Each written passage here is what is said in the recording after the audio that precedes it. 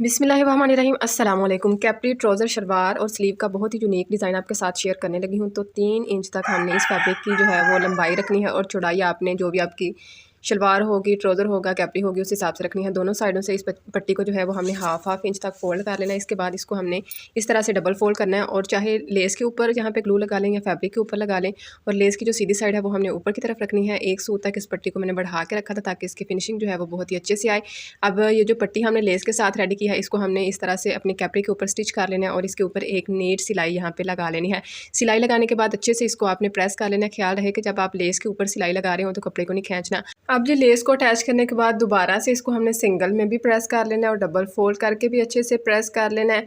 अब एक बुकरम का पीस लेना है जिसकी जो विड्थ है वो आपने 7.5 इंच तक लेनी है। लेंथ जो है वो आपने यहाँ पे 6 इंच तक लेनी है। विड्थ में इसको आप यहाँ पे रख लें 2 इंच और 5 पॉइंट तक, और लेंथ में आपने इसको 5 इंच तक जो है वो रखना है। इस तरह से 2 शेप्स बना लेनी है और रफ फैब्रिक के ऊपर आपने इसको अच्छे से जो है वो सेट कर लेना। दोनों साइडों से मार्जिन का फैब्रिक रख के बाकी जितना भी एक्स्ट्रा फैब्रिक होगा उसको कट कर दें।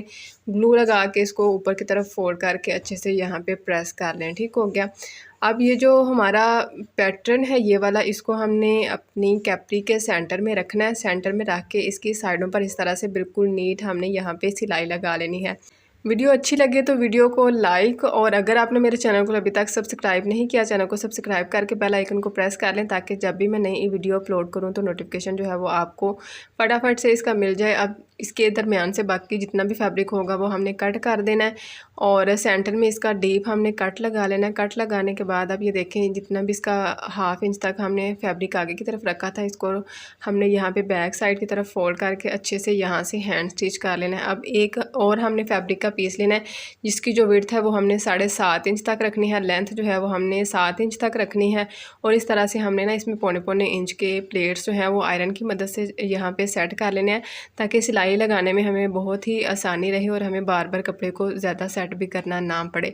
ठीक है। अब इस फैब्रिक को अच्छे से शावर कर लें। शावर करके प्लेट्स का रुख जो है वो एक तरफ कर लेना है और जो प्लेट्स वाला फैब्रिक है इसके ऊपर हमने यहाँ पे बुकरम भी ऐड कर लेनी है। मैंने यहाँ पे 0 साइज़ की बुकरम ऐड की है। इसके नीचे की तरफ भी सेम इतना ही फैब्रिक रखना है और इसके ऊपर सिलाई लगा के किनारे जो हैं वो कट कर लेने हैं ताकि कॉर्नर्स अच्छे से निकल आएँ। अब ये देखें कि इसको हमने यहाँ पे डबल करके और जो इसकी बंद साइड है इसको सेंटर में रखना है और यहाँ पे हमने इनको पिन्स लगा देनी है। पिन्स लगा के हमने इसके ऊपर यहाँ पे सिलाई लगानी है।